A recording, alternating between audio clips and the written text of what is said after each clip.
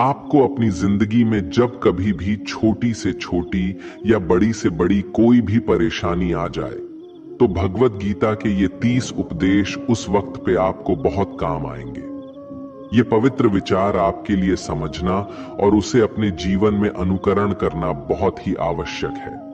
और ये 30 उपदेश 30वें से शुरू होकर पहले उपदेश पे समाप्त होगी। इसलिए वीडियो को आखिर तक पूरा ध्यान से सुने ताकि आपके भी जीवन में कल्याण हो सके।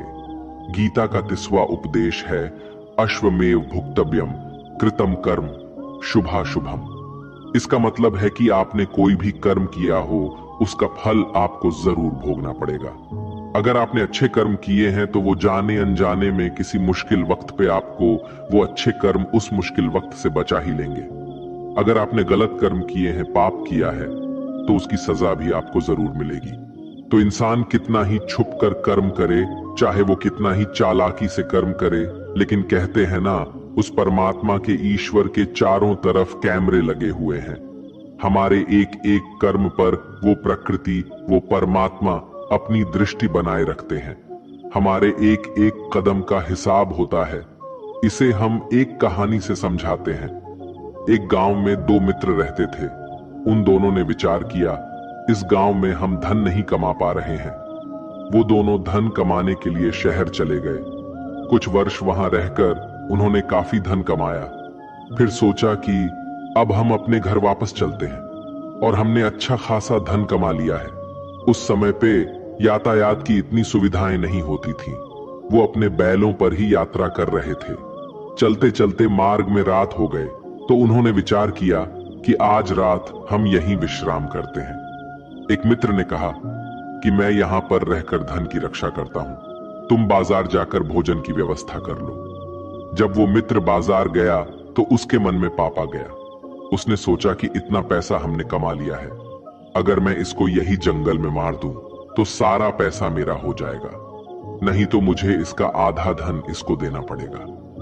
मन में ये खोट आने पर उसने अपने मित्र के खाने में जहर मिला दिया, और जब वो खाना लेकर के अपने मित्र के पास गया, उसका मित्र वो जहर वाला खाना खाकर वहीं पर उसकी मृत्यु हो गई। वो व्यक्ति सारा धन लेकर के अपने घर वापस आ गया। फिर उसके घर में पुत्र ने जन्म लिया। जब उसका बेटा पैदा हुआ तो वो बहुत ही बीमार रहता था। उसने अपने जीवन में जो कुछ भी धन कमाया था, उसका वो सारा धन अपने बेटे के इलाज में ही खत्म हो गया। बेटा बड़ा होता गया और इसका धन नष्ट होता गया। जब उसका बेटा थोड़ा और बड़ा हो गया तो उसके पिता ने पूछा कि बेटा, तू इतना बीमार क्यों रहता है? तू ठीक क्यों नहीं होता? मैंने अपनी जिंदगी का सब कुछ तुझ पर लगा दिया है, फिर भी तेरी तबीयत ठीक नहीं रहती। तो उसके बेटे ने बोला, कौन सा बेटा और कौन सा पिता? मैं तो तेरा वही मित्र हूं जिसको तूने जंगल में जहर देकर मार दिया था। मैंने अपना वही हिसाब पूरा करने के लिए तेरे पुत्र के रूप में तेरे ही घर में आया हूं। अब मेरा तेरा हिसाब बराबर। अब मेरा जीवन यहीं समाप्त होता है। तो गीता का उपदेश हमें यही सिखाता है, कोई अपने आप को कितना भी चालबाज समझता हो, होशियार समझता हो, लेकिन अगर उसने गलत कर्म किया है, चाहे आज नहीं तो कल उसे उसका फल भोगना ही पड़ता है। कोई भी व्यक्ति अपने किए हुए कर्म से बिना उसको भोगे कभी छूट नहीं सकता। गीता का 29वां उपदेश है कि आपके सारे दुखों का कारण किसी को अपना मानना है। आप कभी गौर करना, आपकी जिंदगी के सारे दुख, सारी तकलीफें, सारी चिंताएं वहीं से आते हैं जहां आपका अपमान होता है कि ये मेरा है, ये मेरा अपना है। यहीं से आपकी जिंदगी में दुख का आना शुरू हो जाता है। इसे एक छोटी सी कहानी से समझते हैं। एक व्यक्ति के पास एक बहुत बड़ा महल था। उसने जिंदगी भर की सारी संपत्ति लगाकर उस महल को बनाया था। आसपास के शहरों के कई लोग उसके महल को देखने आते थे। कई बड़े बड़े सेठ उसके महल को खरीदने की कोशिश करते थे। इसलिए वो महल उसका अहंकार हो गया, उसके जीने की वजह था। उसका उस महल से बहुत लगाव था। एक दिन उसके महल में आग लग गई और वो कहीं बाजार गया हुआ था। जब वो घर लौट कर आया तो उसने देखा कि उसका महल तो आग में जल रहा है। अपने घर को आग में जलता हुआ देखकर उसे इतना दुख हुआ। उसने कहा, अगर ये महल नहीं रहेगा तो मैं भी जिंदा नहीं रहूंगा। अगर मेरा महल ही जलकर राख हो जाएगा तो मैं जी कर क्या करूंगा। वो भी उसी आग में छलांग लगाने की कोशिश करने लगा तो किसी दूसरे व्यक्ति ने उसे रोक लिया और कहा कि भाई, ये जो तुम्हारा महल है, इस महल को तुम्हारे कल बेटे ने किसी और को बेच आया है। जब उसे पता चला कि ये महल अब मेरा नहीं किसी और का हो चुका है तो उसकी सारी चिंता खत्म हो गई। जैसे और लोग उस जलते हुए महल को देखकर तमाशा देख रहे थे, वैसे ये भी खड़ा हो गया। इतने ही देर में उसका बेटा आया। वो अपने बेटे को देखकर बहुत खुश हुआ।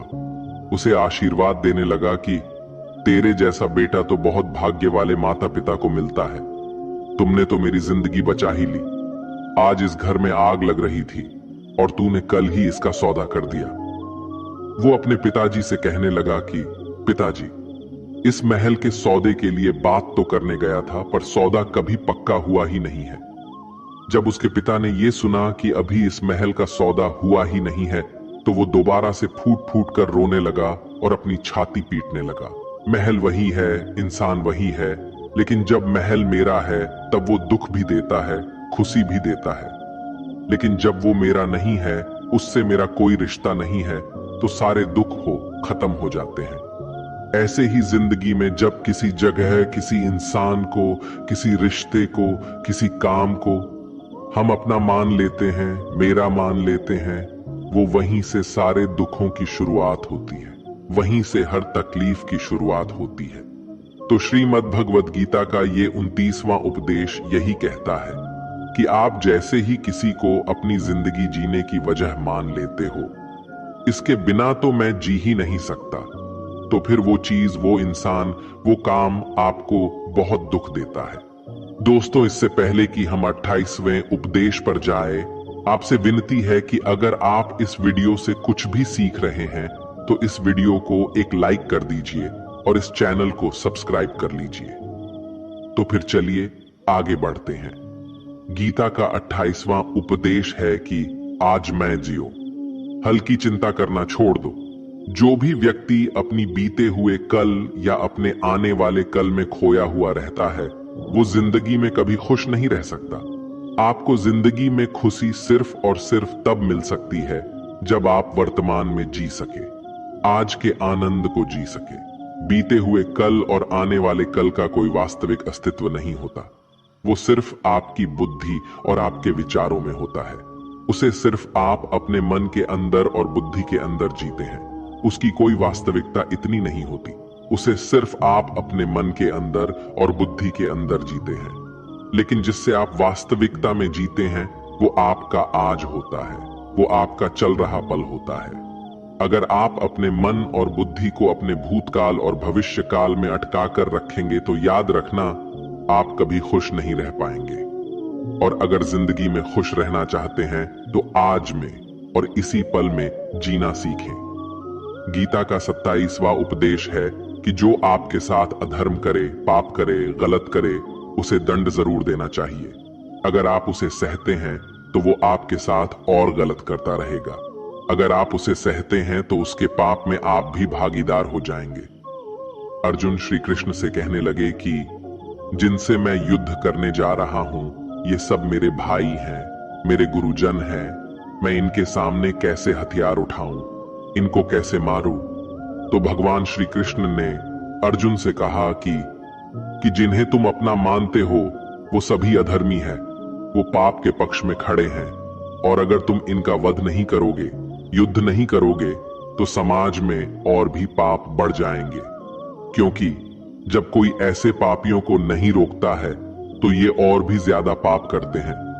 ऐसे ही जब आपके साथ कोई गलत करता है, आपको चोट पहुंचाता है, दुख पहुंचाता है, और वही आप चुपचाप रहते हो, तो उससे सामने वाले का मनोबल बढ़ जाता है। वो आपको कमजोर समझने लगता है और आपके साथ गलत करने का वो अपना हक समझने लगता है। लेकिन जब आप उसके गलत व्यवहार को, उसके अधर्म को रोक लेते हैं, उसका विरोध करते हैं, तब वो अपनी सीमा में रहना सीख जाता है। और यही कलयुग है। अगर इस जमाने में आपको खुश रहना है तो आपको अपनी रक्षा खुद ही करनी होगी। कोई आपके साथ गलत करे तो उसको कभी नहीं सहना रहना चाहिए, बल्कि उसका सामना करना चाहिए। गीता का 26वां उपदेश है कि किसी से भी हद से ज्यादा मोह कभी नहीं करना चाहिए।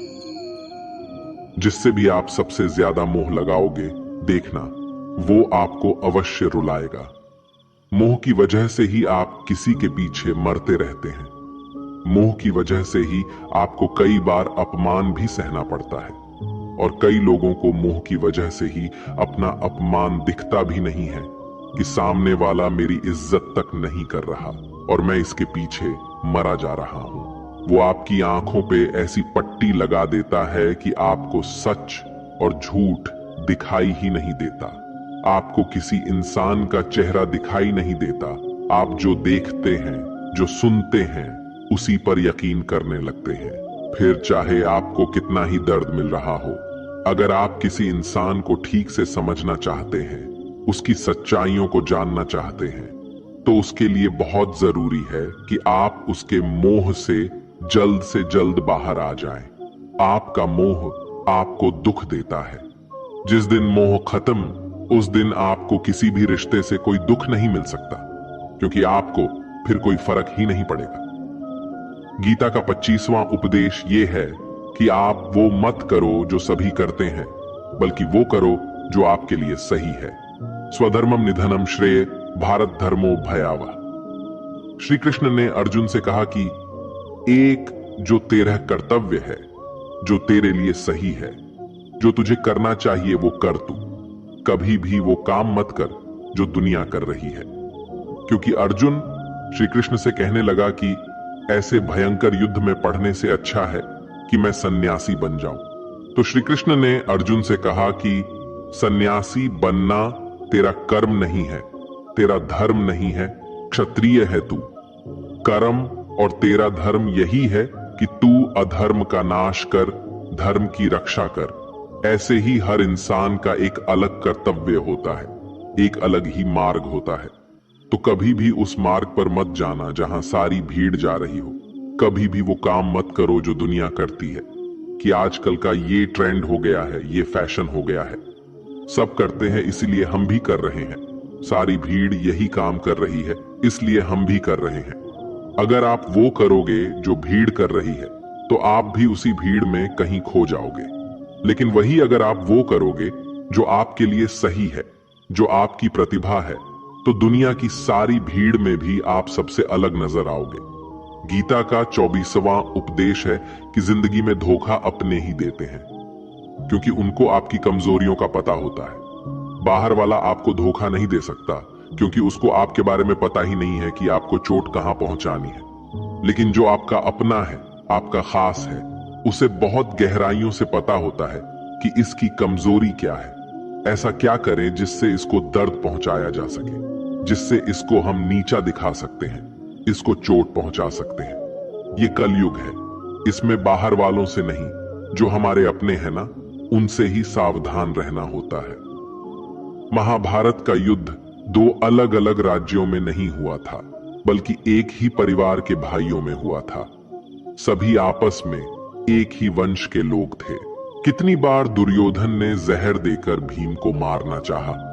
न जाने कितनी बार दुर्योधन ने पांडवों को जान से मारने की कोशिश की। वो उसका कोई पराया नहीं था, बल्कि उसका भाई था। सारी लड़ाइयां घर के अंदर ही होती हैं।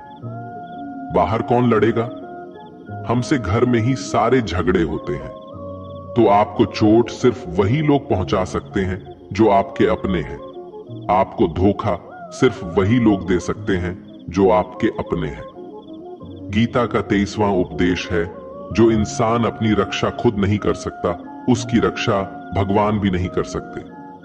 श्री कृष्ण अर्जुन से कहते हैं कि तस्मात् सर्वेषु कालेषु माम नुस्मर युध्य च, यानी कि हे अर्जुन, तू हर काल में मेरा स्मरण करते रहना और युद्ध भी करते रहना।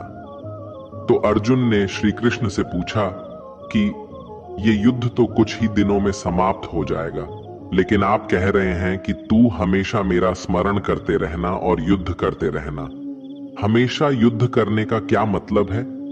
तो श्री कृष्ण ने अर्जुन से कहा कि ये जिंदगी ही रणभूमि है। इस जीवन में सुख दुख आते ही रहेंगे और तुझे उनका डट के मुकाबला करना है। श्री कृष्ण ने ये नहीं कहा कि तू चुप करके बैठ जाना और मैं लड़ाई करूंगा। बहुत गहराई है गीता के ज्ञान में। हमारे जीवन की डोर भी संभाल के ईश्वर बैठे हुए हैं, लेकिन युद्ध हमें ही करना है।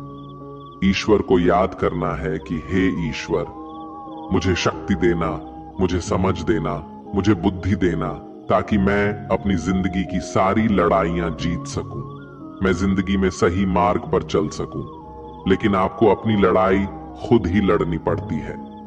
जो लोग ये कहते हैं कि हम कुछ नहीं करेंगे, सभी ईश्वर करेंगे, तो कहते हैं कि आलसी इंसान को देखकर तो भगवान भी घबरा जाता है। ये कुछ नहीं करेगा। भगवान ने बुद्धि दी है, समझ दी है। ईश्वर आपको प्रेरणा देते हैं, शक्ति देते हैं, लेकिन आपको अपनी रक्षा स्वयं ही करनी पड़ेगी। गीता का 22वां उपदेश है कि कोई भी ऐसी गंदी आदत खुद को मत लगने देना जो आपकी जिंदगी को बर्बाद कर दे। कहीं ना कहीं महाभारत का ये युद्ध एक जुआ की आदत की वजह से ही शुरू हुआ था।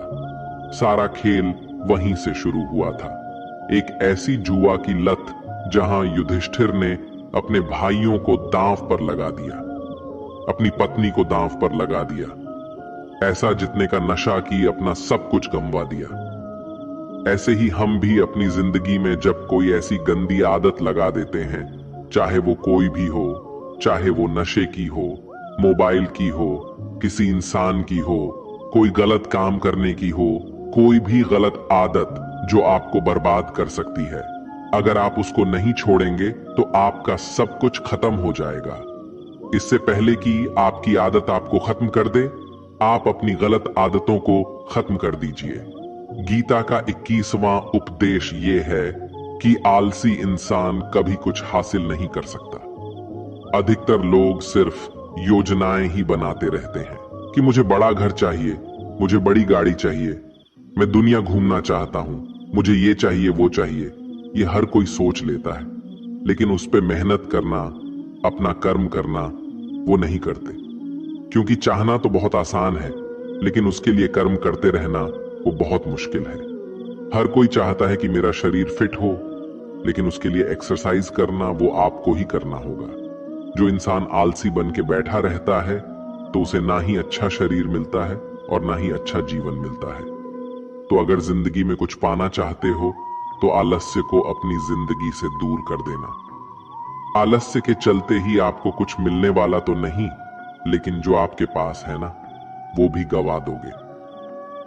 गीता का 20वां उपदेश ये है कि जिंदगी में अगर खुशी चाहते हो तो मन की गुलामी को त्याग कर दो। कई लोग कहते हैं कि हम करना तो बहुत कुछ चाहते हैं, लेकिन कुछ कर ही नहीं पाते। पता भी सब कुछ है कि क्या करने से हमारी जिंदगी बेहतर हो सकती है, क्या चीज है जो हमको नुकसान पहुंचा रही है, लेकिन फिर भी कुछ कर नहीं पाते।